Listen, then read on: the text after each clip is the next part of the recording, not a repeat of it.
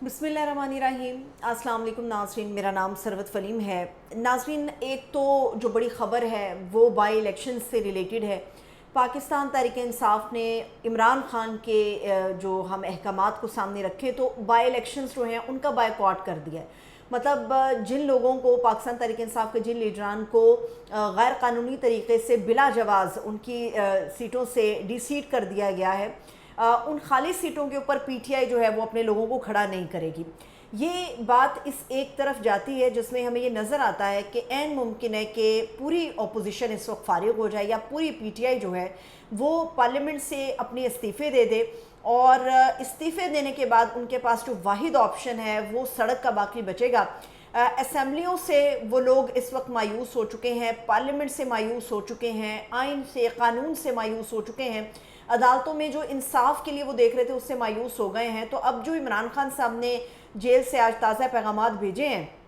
उनमें by election का boycott भी शामिल है कि कोई भी बंदा पीटीआई का वहाँ पे खड़ा जो है वो नहीं होगा। और एक मुल्क गिर एहतजाज है, ये जो सूरत हाल है नहायत अफरा तफरी की है, लेकिन इसमें हमें ये देखना पड़ेगा कि इमरान खान साहब की सारी सहूलियात उनको वापस कर दी गई। इमरान खान साहब के बेटों से उनकी एक तवील अरसे के बाद बात भी करवा दी गई और इस बात को भी यकीनी बना दिया गया कि इमरान खान साहब के जो साहबजादे हैं वो पाकिस्तान आएंगे। लेकिन इसलिए मैं ये कह रही हूँ कि कहीं ना कहीं कोई आपस में बातचीत ऐन मुमकिन है हुई है, क्योंकि पहले हमें ये पता चला कि जी एक मुल्क की तहरीक जो है वो चलाई जाएगी, एहतजाज किया जाएगा। फिर आज हमारे सामने एकदम से ये खबर आई है कि सिर्फ एक रोज़ के लिए 5 अगस्त को एहतजाज किया जाएगा। ये जो पूरे पाकिस्तान में मोबिलाइजेशन हो रही है, पूरे पाकिस्तान के अंदर ये जो काम चल रहे हैं कि हमने तहरीक को कामयाब करना है, कन्वेंशंस हो रहे हैं, ये सारी मोबिलाइजेशन आज हमें अंदाज़ा हुआ कि ये सिर्फ 5 अगस्त के लिए है और 5 अगस्त को ये एहतजाज शुरू होकर ख़त्म हो जाएगा और 14 अगस्त को दोबारा से पूरे पाकिस्तान से लोगों को कहा गया है कि आपने बाहर निकलना है। 14 अगस्त को जश्न आज़ादी भी सेलिब्रेट करना है और पाकिस्तान के लिए आप लोगों ने एहतजाज भी अपना रिकॉर्ड कराना है। तो ये बात जाहिर करती है कि इमरान खान साहब के साथ या पीटीआई से अंदर खाते बातचीत हो रही है, चीज़ों को कूल डाउन करने की कोशिश हो रही है। फिर अभी बड़ी ले दे हो रही है कि अली अमीन गंडापुर साहब जो हैं उनके लिए इमरान खान साहब ने कहा है कि अगर आप खैबर पख्तूनख्वा में ऑपरेशन नहीं रोक सकते या आप अमन व अमान कायम करने में नाकाम हो गए हैं तो फिर आप इस्तीफ़ा दे जाएं, किसी और शख्स को आने दें। अगर आप इसको एक जाविये से देखें तो ऐसा लगता है कि अली अमीन गंडापुर साहब के लिए इमरान खान साहब ने शायद ये आसानी कर दी है, लेकिन दूसरी तरफ आप देखें तो अली अमीन गंडापुर वाहिद वो शख्स इस वक्त हैं जो इस वक्त मामलात को करीब से देख रहे हैं, चाहे वो पीटीआई के या इमरान खान के मामलात हों, और डायरेक्टली इमरान खान के मामलात के बाद वो इदारे इस्टेब्लिशमेंट के साथ भी जो है वो इन टच हैं।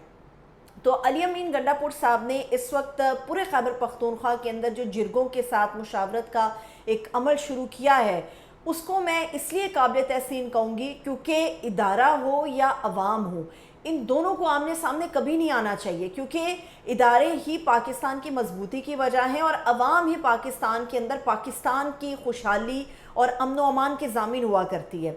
तो इदारा और अवाम कभी आमने सामने नहीं आने चाहिए। अगर जिरगों के ज़रिए से अली अमीन गंडापुर साहब कोई फ़ैसला कर पाए, जो नज़र आ रहा है मुमकिन है कि वो कोई फ़ैसला ऐसा सामने आएगा जिसमें दरमियानी रास्ता निकलेगा। ये जिस ऑपरेशन को लेके बहुत ज़्यादा तहफ़्फ़ुज़ात हैं खैबर पख्तूनख्वा के अंदर, उसके लिए कोई दरमियानी रास्ता निकलेगा और उसके बाद अली अमीन गंडापुर साहब जो हैं वो ना इस्तीफ़ा देंगे और जो फ़ौज या हमारी अवाम आमने सामने हमें कुछ एरियाज़ में नज़र आती है या उनके या आपस में जो एक आप कह सकते हैं कि अदम एतमाद की एक फ़िज़ा हमें नज़र आती है, तो वो बहुत जल्द ख़त्म हो जाएगी। और किसी वजह से ही अली अमीन गंडापुर ने इस वक्त तमाम जिरगों के साथ जो है मुशावरत करके इसका निचोड़ निकालेंगे और फिर किसी हतमी फ़ैसले के ऊपर वो पहुँच जाएंगे। तो अली अमीन गंडापुर अपना काम अपने तय कर रहे हैं, लेकिन ये जो इमरान खान साहब को जेल से निकालने और उनके लिए मुज़ाकरात का रास्ता हमवार करना या आसानियाँ पैदा करनी है, उसके अंदर मैंने अभी आपको कुछ देर पहले कहा कि अली अमीन गंडापुर ही वो वाहिद आदमी हैं जो डायरेक्ट इमरान खान से लेके डायरेक्ट इदारे तक जाते हैं, जहाँ दोनों तरफ उनकी जो बातचीत है वो इनडायरेक्ट नहीं है, वो डायरेक्ट गुफ्तगू है। ये सिर्फ अली अमीन गंडापुर कर रहे हैं। अभी हमारे सामने हुज़ैफ़ा रहमान की तरफ से एक ऑफ़र का पता चला कि खान साहब को कैसे ऑफ़र कराई गई बाहर जाने की। دوسری آفر ایک اور ابھی لیک ہوئی ہے، اور سہیل وڑائچ صاحب نے یہ منصور علی خان کو ان کے پوڈ کاسٹ میں بتایا کہ عمران خان کو یہ آفر کی گئی تھی، اور اس کے وہ گواہ ہیں کہ آپ سسٹم کو قبول کر لیجئے، خاموش ہو جائیے اور بنی گالہ آپ آرام سے چلے جائیے۔ تو اس کو عمران خان نے ایکسیپٹ نہیں کیا، اور اس آفر کو لے جانے والے جو شخص ہیں وہ علی امین گنڈا پور ہیں۔ علی امین گنڈا پور کے حوالے سے سہیل وڑائچ صاحب کا یہ دعویٰ ہے کہ اس آفر کو سننے کے بعد عمران خان صاحب نے اپنا جوتا اتار لیا علی امین گنڈا پور کے اوپر۔ تو میرا ذاتی خیال ہے کہ یہ آفر بالکل درست ہے، یہ آفر ان کے پاس گئی ہے اور لے جانے والے علی امین گنڈا پور ہوں گے، مگر اس خبر کو مسالے کے ساتھ اس لیے پیش کیا گیا کیونکہ علی امین گنڈا پور اس وقت زیر عتاب ہیں۔ وہ پاکستان تحریک انصاف کے ورکرز کے زیر عتاب ہیں۔ خیبر پختونخوا میں ناگہانی صورتحال پیدا کرنے کے لیے اس قسم کا مسالہ شامل کیا گیا، جو میرا ذاتی خیال ہے ایسا نہیں ہو سکتا۔ عمران خان صاحب جو ہیں ایک پڑھے لکھے شخص ہیں، ایک پولیٹیکل لیڈر ہیں، وہ ایسا کبھی نہیں کر سکتے کہ علی امین گنڈا پور کے اوپر وہ اپنا جوتا اتار لیں کہ تمہاری ہمت کیسے ہوئی۔ ہاں ان کو ڈانٹ ٹپٹ کر سکتے ہیں، ڈانٹ ڈپٹ کرنا اور جہلا کی طرح اپنی جوتی اٹھا لینا کسی بھی پولیٹیکل شخصیت کے اوپر، میرا خیال ہے کہ یہ عمران خان صاحب کا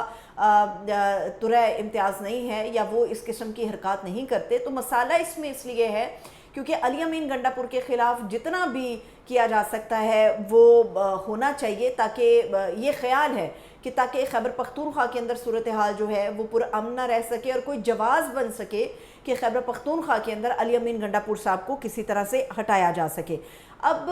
یہ کہا جا رہا تھا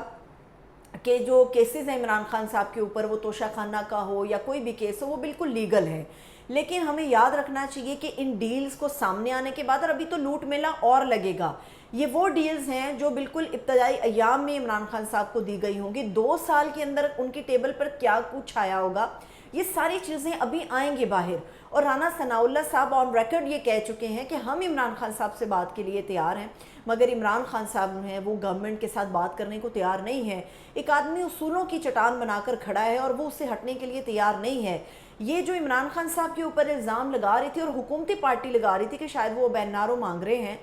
این آر او کون مانگ رہا ہے؟ حکومت مانگ رہی ہے یا پی ٹی آئی میں سے عمران خان صاحب مانگ رہے ہیں؟ یہ تو اب ہمارے سامنے چیزیں جو ہیں وہ بالکل آنا شروع ہو گئی ہیں، اور ابھی ان کی بہت بڑی ایک میز سجے گی جس کے اندر یہ چیزیں ہمیں پتہ چلیں گی کہ عمران خان صاحب کو جیل سے نکالنے سے لے کے خاموش رہنے تک کی کیا کیا قیمت ادا کرنے کے لیے فریقین تیار تھے، وہ چیزیں ابھی سامنے آنا باقی ہیں۔ مسئلہ یہ ہے کہ اس وقت جو ملک کی صورتحال ہے اس میں عمران خان صاحب جھکنے کے لیے تیار نہیں ہے، اور جو دوسرا اپوزٹ سائڈ پہ کھڑا فریق ہے وہ اپنے آپ کو پیچھے لے جانے کے لیے تیار نہیں ہے۔ ہمیشہ ہوتا ہے کہ ہر مسئلے کا حل ہوتا ہے، طالبان سے بات چیت ہو سکتی ہے، پاکستان کے اندر اپوزیشن اور گورنمنٹ بیٹھ کے مل جل کے فارمولاز طے کر سکتی ہیں۔ تو یہ کون سی ایسی سائنس ہے کہ جی عمران خان صاحب یا پی ٹی آئی کے ساتھ گورنمنٹ اس نہج پہ آ کے بات نہیں کرے گی؟